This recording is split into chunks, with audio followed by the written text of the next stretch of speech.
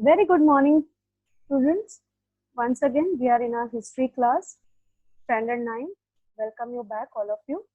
Now, हमने पिछली बार जैसे किया था, लेसन 2 पे थे हम लोग कि इंडिया क्या थे आफ्टर 1960s के बारे में हम यहाँ देखते हैं। तो हमने एवरी ईयर हमने देखा कि कैसे हर डिकेड में यानी हर 10 या हर 10 साल में क्या क्या हुआ था इंडिया में 1960 के बाद। तो हमने जैसे 1960 में देखा कि जैसे दीव दमन और गोवा फ्री हुआ था।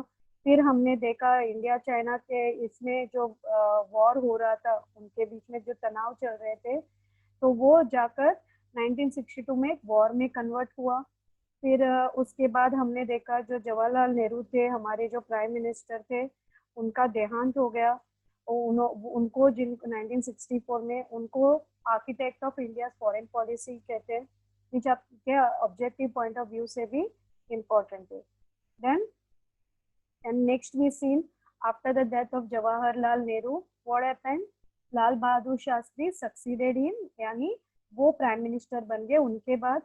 एंड आफ्टर दैट जो इंडिया और पाकिस्तान का वॉर हुआ 1965 में, उसके बाद उन्होंने जय जवान जय किसान का स्लोगन दिया। जय जवान यानी the army of our country, and किसान क्योंकि हमारा कृषि क्षेत्र है, ठीक है। Then he also what Lal Bahadur Shastri हो गया, he died in Tashkent in 1966।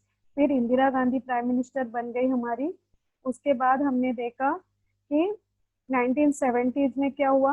1970s में पोखरण का जो उन्होंने ये टेस्ट किया था राजस्थान में 1974 में। देन 1971 में वॉर जो हुआ इंडिया और पाकिस्तान में, उसमें से एक इंडिपेंडेंट कंट्री बन गया बांग्लादेश, जिसे हम आज नाम से जानते हैं। देन पोखरण में उन्होंने अपनी एटॉमिक पावर की टेस्टिंग की थी। फिर उसके बाद क्या हुआ, इंडिया जो थे उनके जो लोगों ने इंडिया को पूरी तरह अपनाने के लिए अपने को रेडी हो गए, यानी सिक्किम को इंडिया का भाग बना दिया, और यानी वो एक हिस्सा बन गया इंडिया का। उसके बाद we see that there was political instability. Due to that क्या हुआ, 1974 मैनी पीपल जो स्ट्राइक्स होने लगे, नेशन वाइड स्ट्राइक्स होने लगे, जिसके वजह से जो जयप्रकाश नारायण थे वो मूवमेंट जो चला रहे थे, उनके चलते और भी बहुत सारी प्रॉब्लम्स होने लगी। फिर उसके चलते इंदिरा गांधी जो तभी प्राइम मिनिस्टर थी, उन्होंने इमरजेंसी डिक्लेयर किया। इमरजेंसी डिक्लेयर करना यानी उसका मतलब ये होता है कि जो भी फंडामेंटल राइट्स होते हैं इंडियन सिटीजन के, जैसे मैंने पिछली बार बोला था, fundamental rights are those rights like freedom of speech, freedom of movement, freedom to do what you want, freedom of traveling from one place to other in the country। ऐसे सारे जो भी फंडामेंटल राइट्स है उनको restrict यानी उनके ऊपर उन्होंने लगाम डाली। तो उस वजह से क्या हुआ, ये जो 1975 टू 1977 जो इमरजेंसी का पीरियड था, उसके दौरान क्या हुआ, इलेक्शंस के पहले हुआ ये सब, आफ्टर द जनरल इलेक्शंस ये सब हो गए। नाउ यहाँ तक हमने लास्ट टाइम कंप्लीट किया था। आगे देखते हैं कि 1970s में और क्या हुआ। On the backdrop of emergency, many opposition parties came together and formed the party called Janata Party. The Congress party led by Indira Gandhi was roundly defeated by this newly formed Janata Party. अब जो जनता party आज भी है हम देखते हैं, तो उसके कौन थे, उसके लीडर कौन थे, मोरारजी देसाई। तो उन्होंने जब ये पार्टी फॉर्म की तो लोगों ने तब तक जो इंदिरा गांधी जी की एक छवि पे जो एक बुरा असर पड़ गया था इमरजेंसी के कारण, तो उस वजह से लोगों ने क्या किया, इस नई पार्टी जनता पार्टी को सपोर्ट किया, और मोरारजी देसाई जो उनके लीडर थे इस पार्टी के, वो बन गए प्राइम मिनिस्टर। तो अब तक हमारे कितने प्राइम मिनिस्टर हो गए, पहले हो गया जवाहरलाल नेहरू, फिर हो गया लाल बहादुर शास्त्री, फिर हो गए इंदिरा गांधी, और फोर्थ हो गए Morarji Desai. But it couldn't last long due to internal differences. लेकिन क्या हुआ कि वो भी नए थे, और क्योंकि उनकी पहुंच भी नहीं थी, और बहुत सारे मन मुटाव थे, उनके अंदरूनी मन मुटाव थे, इंटरनल डिफरेंसेस थे उनके बीच में। इस वजह से क्या हुआ वो पांचवे हो गए चरण सिंह। चरण सिंह पांचवे हमारे प्राइम मिनिस्टर हो गए। But even his government was short-lived one. Elections were conducted once again in 1980 and the Congress party under the leadership of Indira Gandhi came into power again. अब सिक्स्थ प्राइम मिनिस्टर फिर से इंदिरा गांधी हो गई, जो election 1980 में elections हुए तभी। ठीक है, नाउ ये सारी चीजें हो गई 1970s में। Now we will know what happened in the decade of 1980s, यानी 1980 के दौरान का जो डेकेड था, जो 10 साल थे, उसमें क्या क्या हुआ। So during this decade, the Indian politics system faced many new challenges. The Sikhs in Punjab demanded an independent state of Khalistan and began a movement which went on to become violent and destructive. अब खालिस्तान जो था, सिख जो थे, तभी उनके जो सिख गुरुज थे उनके बीच उन्होंने क्या किया, ये जब जर्नल सिंह सब थे वहाँ के, तो वहाँ पे सिख मूवमेंट शुरू किया। उन्होंने कहा कि पंजाब के हिंदू जो है उनके खिलाफ उन्होंने बगावत शुरू की और उन्होंने कहा कि हमें पंजाब में हिंदू नहीं, पूरा पंजाब होना चाहिए सिखों का ही सिर्फ। और उन्होंने फिर उस वजह से उन्होंने कहा कि हमें खालिस्तान का नाम का अलग स्टेट ही चाहिए, जहाँ पे सिर्फ सिख रहेंगे, सिख जो रहते हैं वो रहेंगे। तो इस वजह से वहां पे मारकाट शुरू हो गई, वायलेंस शुरू हुआ, डिस्ट्रक्शन शुरू हुई, करना शुरू किया। Pakistan had lent its supports to this movement. अब जैसे हम हमेशा से जानते हैं, देखते सुनते आए कि दुश्मन का दुश्मन दोस्त बनता है। तो पाकिस्तान जो तब तक ऑलरेडी हमसे 2 वॉर लड़ चुका था, तो उन्होंने क्या सोचा कि सिखों को हमारे खिलाफ और लड़ने में अगर वो उनकी सहायता करेंगे तो वो हमारे में फूट डाल पाएंगे, तो इसलिए उन्होंने अपना जो सपोर्ट है वो उनको देना शुरू किया। The Indian army was sent into the Golden Temple at Amritsar, a holy shrine of the Sikhs in 1984 to evict the terrorists who had allegedly taken shelter था। जो जर्नल सिंह थे वहाँ पे, तो वो जो थे बिंद्रा जर्नल, उनको जर्नल सिंह बिंद्रा जो थे, उन्होंने वहाँ टेररिज्म जो आतंकी हेड थे तभी वहाँ पे, उन्होंने क्या किया, वो अमृतसर में जो वो गोल्डन टेम्पल जो उनकी जो एक बहुत ही धार्मिक स्थल है, उन्होंने क्या किया, जानबूझकर उधर शरण लिया और उधर जाके सारे अपने जो आर्म्स एंड एम्यूनेशन है, सारी जो डिस्ट्रक्शन की सारी चीजें उन्होंने जानबूझ के वहां जाके शरण लिया, ताकि वो क्या समझ रहे थे कि वहां पे कोई उनको अटैक नहीं करेगा। लेकिन क्या किया उन्होंने, जब इंदिरा गांधी ने क्या किया, जो प्राइम मिनिस्टर थे, उन्होंने फिर उनको ये ऑर्डर दिया इंडियन आर्मी को कि वहां जाकर उनको अटैक करके उनको वहां से निकाल लें। लेकिन इस वजह से क्या हुआ, वो तो मारे गए, लेकिन इस वजह से क्या हुआ कि जो सिख थे ना, जिनको उन्होंने ऑलरेडी भड़काया हुआ था, उन्होंने फिर गुस्सा, उनके अंदर गुस्सा आ गया और उन्होंने क्या किया, जो सिख बॉडीगार्ड थे इंदिरा गांधी के, वो एक दिन जब वो अपनी सैर के लिए निकले थे अपने घर के पास, तब उन्होंने उसको मार डाला, उनकी हत्या की। During this period, an organization called Liberation Front of Assam, that is ULFA, अब वहाँ पे भी ULFA carried out a major movement in North East India, जो असम के साइड में, जो हमारे east region, north east region पड़ता है हमारे इंडिया के, उन्होंने भी साथ में उधर ULFA के नाम से, यानी ULFA का पूरा नाम क्या है, United liberation front of Assam, यानी वहाँ पे नक्सली शुरू हो गए, नक्सलवाद शुरू हुआ, जो ये बगावत करना चाहते थे गवर्नमेंट के खिलाफ, तो उनका भी मेजर मूवमेंट शुरू हुआ। Right after Indira Gandhi's assassination in 1984, Rajiv Gandhi became the Prime Minister of India. He tried to make several reforms in the field of Indian economy and that of science and technology. He took the lead in solving the issues of Tamil minority in Sri Lanka. अब जब तभी क्या हुआ था, उनके इंदिरा गांधी जी के मरने के बाद 1984 में राजीव गांधी प्राइम मिनिस्टर बन गए। ये हमारे हो गए कौन से, 7th प्राइम मिनिस्टर।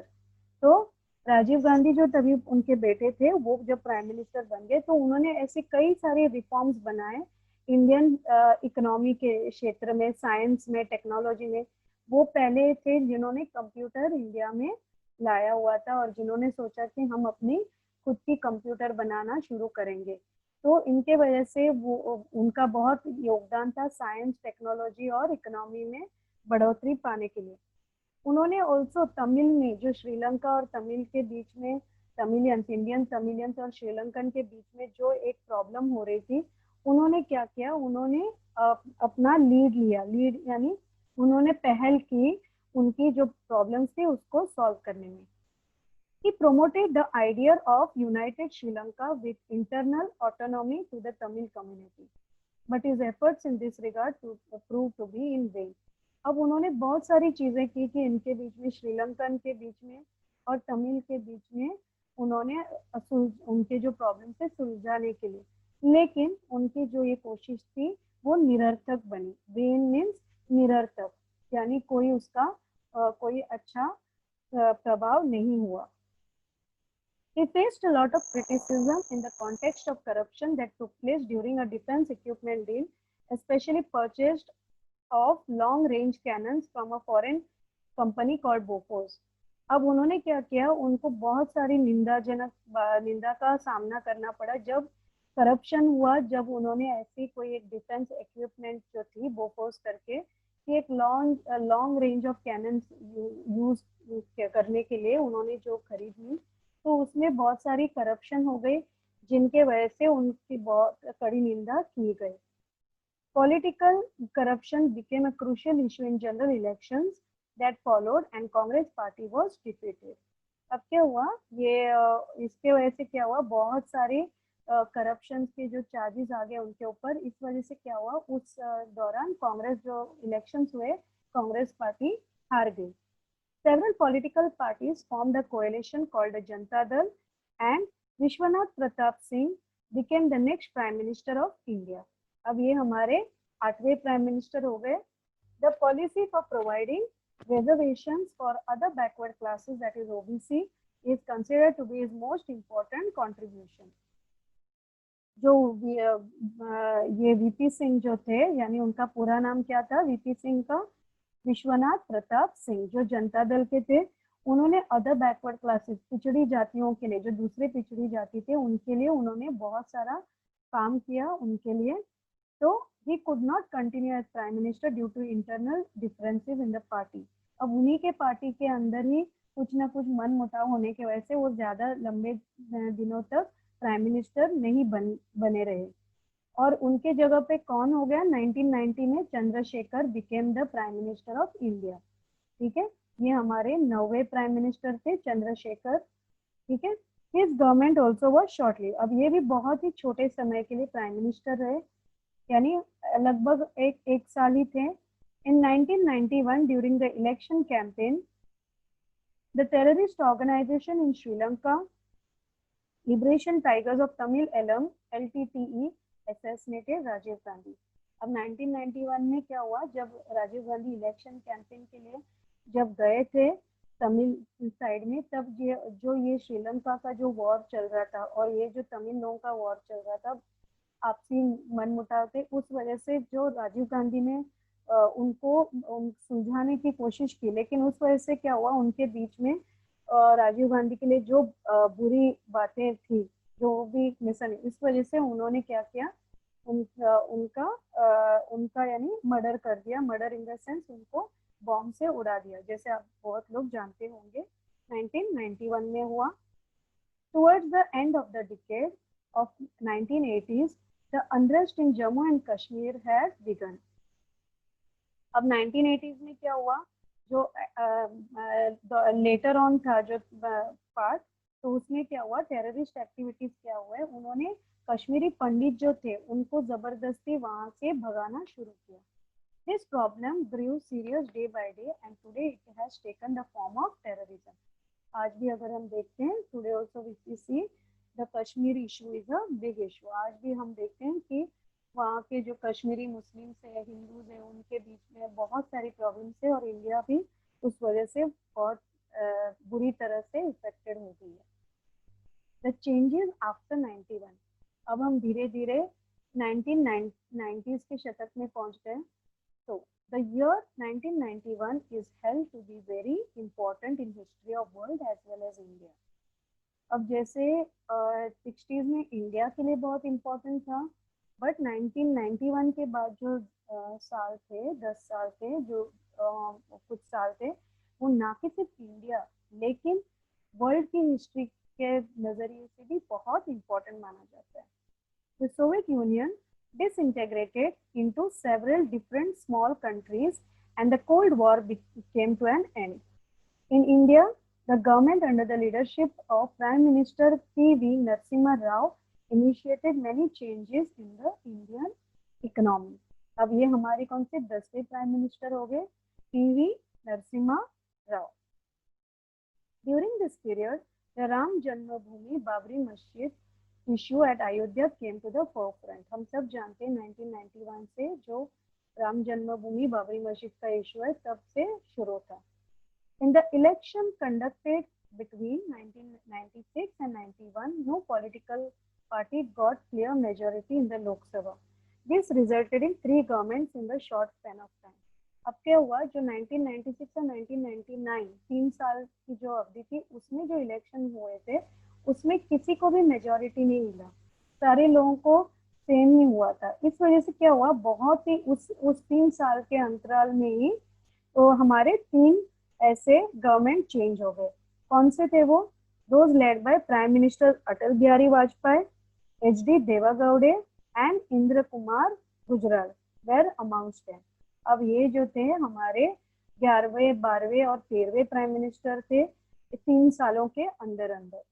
ठीक है, ये आप लोगों को याद रखने, अगर हो सके इसका तो मैं आपको जैसे होमवर्क में I will want you all to do it, अभी से कह देती हूँ। होमवर्क में I will want to know in detail from which year to which year prime minister के नाम आपको सीक्वेंस में स्टार्टिंग फ्रॉम जवाहरलाल नेहरू से लेके अटल बिहारी वाजपेयी तक जो लास्ट आज तक जो हमारे है इस लेसन में जो उन्होंने डिस्कस किया है वहां तक आपको सारे हमारे प्राइम मिनिस्टर्स को ईयर वाइज का आपको एक कॉलम बनाना है, फ्लो चार्ट बनाना है, फ्लो चार्ट नहीं सॉरी एक टेबल बनाना है। ठीक है, then finally in 1996 the national democratic alliance came to power under the flag of Bharatiya Janata Party and Atal Bihari Vajpayee became India's prime minister. ठीक है, अब हम देखते हैं उन्होंने फाइनली भारतीय जनता पार्टी जो आई तभी उन्होंने अटल बिहारी वाजपेयी उसके प्राइम मिनिस्टर हो गए। Atal Bihari Vajpayee tried to establish a dialogue with Pakistan but was not successful. India conducted a number of nuclear tests in 1998 and declared herself as an atomic power.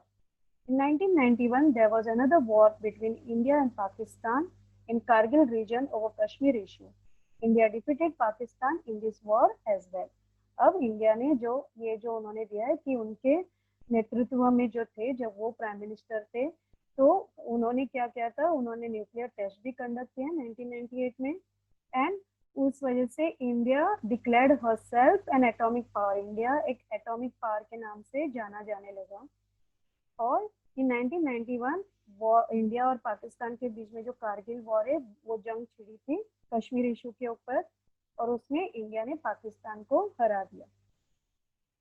Now Indian economy, right from independence the modernisation of economy, economic self sufficiency and social justice have been the characteristics of Indian economy. India wanted to acquire modernity and self-reliance by establishing industry. Self-reliance यानी आत्मनिर्भर होना। तो India को पहले से ये M रहा है कि हमें मॉडर्निटी की तरफ जाना है और हमें आत्मनिर्भर होना है। We wanted to establish an economy based on social justice through planning. For this, the National Planning Commission was established that would coordinate development through the policy of 5-year plans. अब इन्होंने क्या किया, इन्होंने फिर बाद में 5-year plans बनाना शुरू किया जो आगे हम देखेंगे कि कौन कौन से 60s से लेके करंट डेट तक उन्होंने कौन कौन से फायर मिलेनियम तक उन्होंने कौन कौन से फायर प्लान बनाए। फायर प्लान इसलिए क्योंकि हर गवर्नमेंट जो भी आती है वो 5 सालों के लिए होती है और वो 5 सालों के लिए अपने नेतृत्व में इंडिया के लिए ऐसे प्लान्स बनाती है जो उनके डेवलपमेंट की तरह हो हर क्षेत्र में। The Narasimha Rao government started economic reforms from 1991. These economic reforms are called as economic liberalization. The Indian economy flourished as a result of implementation of this policy. The foreign investment in India increased. Skilled Indian professionals helped reform the Indian economy. The field of information technology opened several avenues of employment in the country. The changes after 1991 are also described as globalization. Okay? So what is globalization? So all this after you will write where economic policies were made after reforms were made after 1991. Then India was also known as economically liberalized country. फिर foreign investment increase होने लगे. Skilled Indian professionals helped to reform the Indian economy. All this collectively जो technology के लिए जो several avenues open up हुए, employment बढ़ने लगी, ये सारे इस वजह से 1991 is described as globalization. Globalization का मतलब यानी ना कि सिर्फ अपने कंट्री के अंदर लेकिन उनकी जो ट्रेड व्यवहार है या उनकी जो टेक्नोलॉजी है वो सारे ग्लोब में फैले हुए कंट्रीज के साथ उनके रिश्ते हैं, ट्रेड है, कॉमर्स है, उनकी टेक्नोलॉजी एक्सचेंज होती है, तो इस वजह से उसको बोलते हैं globalisation, connectivity to all the countries across the globe. Science and technology. Two major events must be mentioned while describing India's efforts towards self-reliance. Dr. M.S. Swaminathan is known as the father of Green Revolution in 1965. He implemented new scientific agriculture techniques and increased the production of food grains. The experiment in cooperative dairy movement by Dr. Verghese Kurien led to increase of milk production in India. This is called as White Revolution. अब जो doctor Varghese Kurien थे जिन्होंने दूध की जो एक dairy जो उन्होंने मूवमेंट शुरू की, इस वजह से उसका नाम हो गया व्हाइट रेवोल्यूशन. या ऑब्जेक्टिव पॉइंट ऑफ व्यू या match the correct page wrong page, उसमें ये बहुत बारी आता है. So what was doctor Verghese Kurien's contribution? It was the white revolution, which is related. White का मतलब सफेद और दूध सफेद है obviously, तो दूध से related जो भी डेयरी मूवमेंट उन्होंने शुरुआत की तभी उस वजह से उसका नाम white revolution हुआ. India had also made a lot of progress in the fields of atomic energy and space research. Dr. Homi Bhabha laid the foundation of the Indian atomic power program. India insisted on using atomic energy for peaceful purposes like generation of electricity, pharmaceuticals, and defense. India has achieved considerable success in space technology as well. अब India ने क्या किया? उन्होंने during this same time doctor Homi Bhabha जो है उन्होंने क्या किया? एक नींव रखी, foundation of Indian atomic power program. And what did they do? उसके बाद लेकिन जब भी कोई एटॉमिक एनर्जी होता है तो ये उसकी जो फार रीचिंग कॉन्सिक्वेंसेस होती है. इसका मतलब क्या होता है कि वो इतनी उसमें डिस्ट्रक्टिव टेंडेंसीज होती है इतनी कि अगर वो कहीं पे भी बिना मतलब सोचे समझे यूज करे, जैसे अमेरिका ने तभी जापान में हिरोशिमा और नागासाकी में किया था, तो हम देखते हैं कि उसका क्या हुआ कि बहुत सालों तक उस वो जमीन बंजर हो गई, आबादी खत्म हो गई, बहुत सारी चीजों में प्रॉब्लम हो गई. तो इसलिए क्या किया?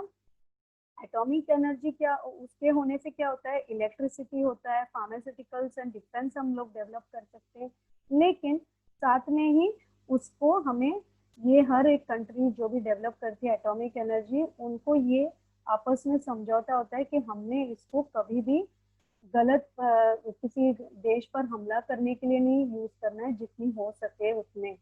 हमने सिर्फ उसको पीसफुल मीन्स क्या होती है जैसे इलेक्ट्रिसिटी, फार्मास्यूटिकल और डिफेंस, हमने उसको पीसफुल मीन्स के लिए ज्यादा से ज्यादा यूज करना.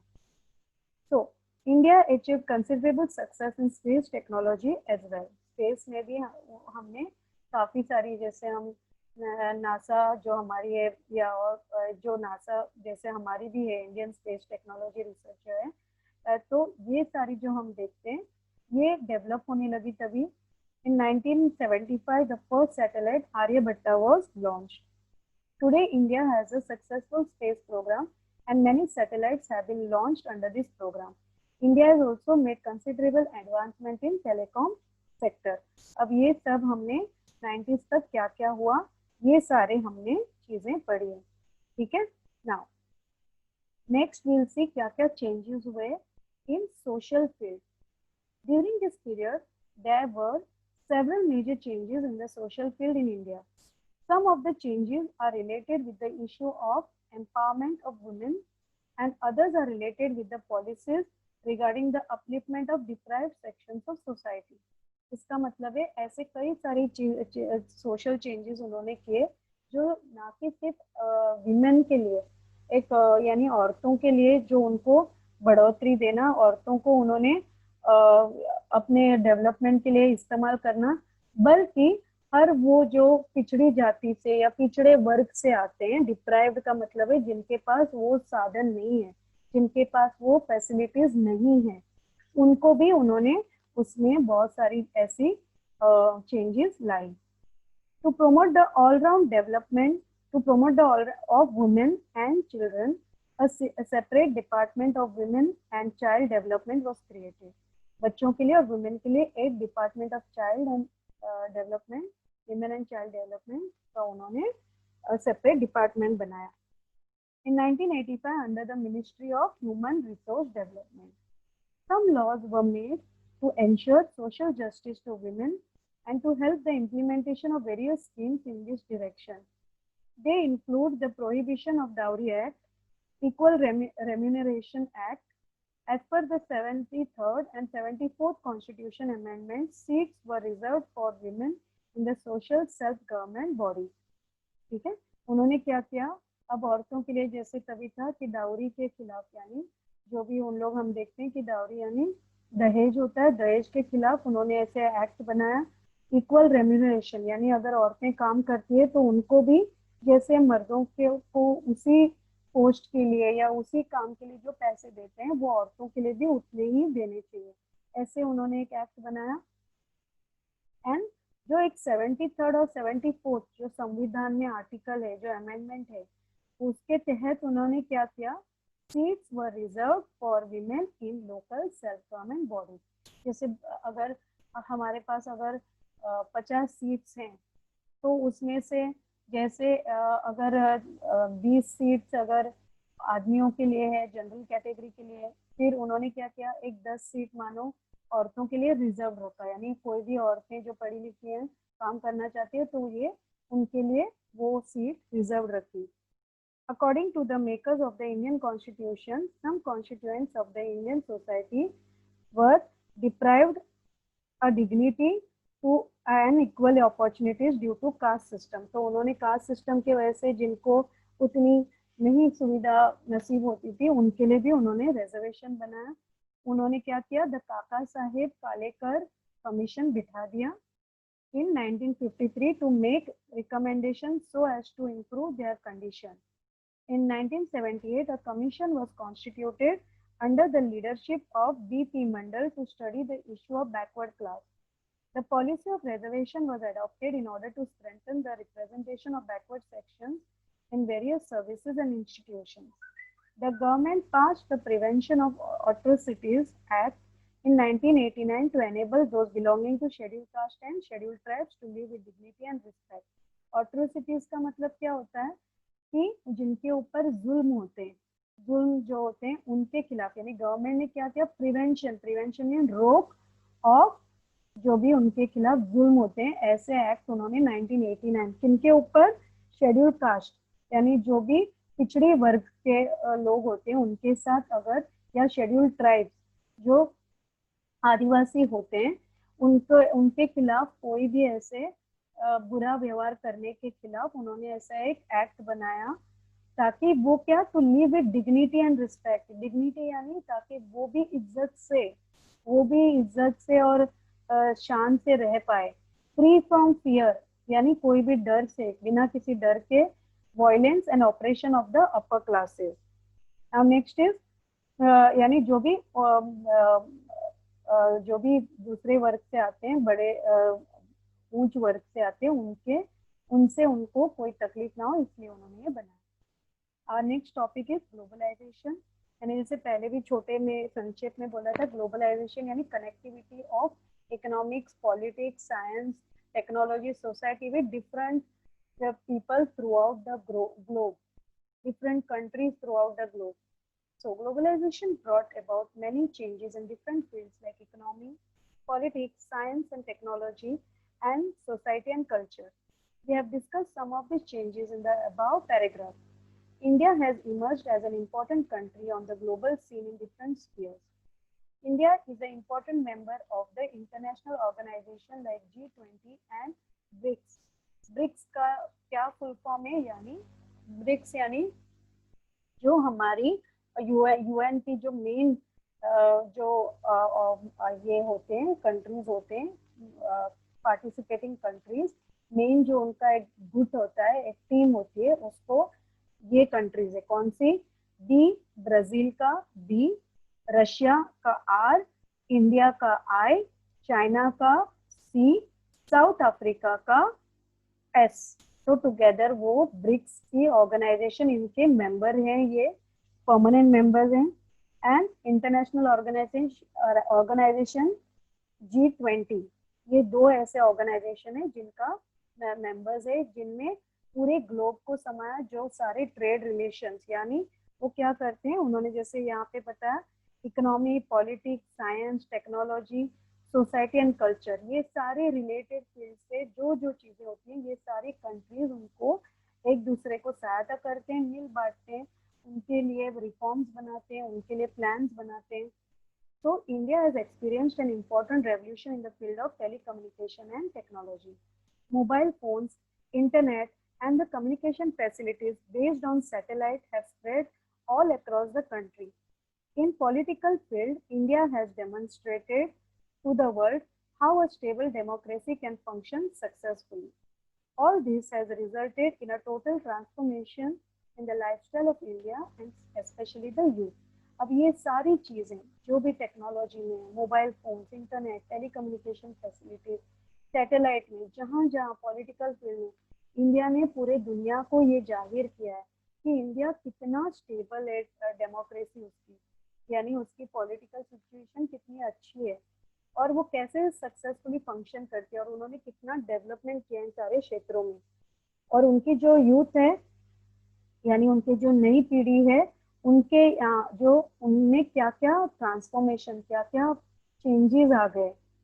These changes are visible from their dietary habits, clothing, language and beliefs. अब जैसे हम पहले देखते हैं कि लोग हमारे यहाँ ज्यादा करके धोती कुर्ता, या औरतें होती थी वो टिपिकल अपने, आज अगर हम देखते हैं तो शर्ट पैंट पहनते हैं, या हमारी जो यानी पहनावे से लेके, आज पहले हम सिर्फ देसी खाना खाते थे, आज हम ग्लोबल खाना खाते हैं, चाइनीज खाते हैं, या हम मैकडोनल्ड से कुछ खाते हैं, या यूरोपियन या कॉन्टिनेंटल, ऐसे हम अलग अलग खाना खाते हैं। क्लोथिंग, लैंग्वेज भी हमारी जैसे कभी इंग्लिश हो गई है इंटरनेशनल लैंग्वेज, कि हम सिर्फ हमारी भाषा तक ही सीमित नहीं है, हमारी जो सोच है, बिलीव्स है, उनमें भी काफी बदलाव आ गए। तो these are all what India has shown from 1960s से लेके 90s तक, क्या क्या चेंजेस आ गए आज की तारीख तक। ठीक है, so now we have completed this lesson. Now as I discussed for homework, तुम लोग सारी एक ऐसे कॉलम बनाओगे, प्रॉपर टेबल बनाओगे, from which year onwards first prime minister से लेके, यानी हमारे जवाहरलाल नेहरू कौन से साल से लेके जो यहाँ लेसन में डिस्कस किए टिल 1990s तक, कौन से यानी 30 सालों में कौन कौन से कितने प्राइम मिनिस्टर, कौन सी उनकी अवधि थी, कौन से साल से कौन से साल तक, इसका आपको कॉलम बनाना है। This is your homework. Okay, in the next lecture I will be giving your notes and I expect your कि मुझे अभी तक बहुत ही कम लोगों के नोट्स कंप्लीट होकर, होमवर्क होकर मिले। मैं बार बार दोहरा रही हूँ, अभी भी दोहरा रही हूँ, जिनके होमवर्क नहीं आएंगे उनको हमने एब्सेंट मार्क करना है। तो मैंने उनको प्रेजेंट नहीं मार्क करूंगी और जैसे स्कूल शुरू होगा तो उनकी अटेंडेंस नहीं होगी। तो प्लीज मुझे जल्दी से अब तक सारा जो भी होमवर्क है नोट से जल्दी से भेजना शुरू करो।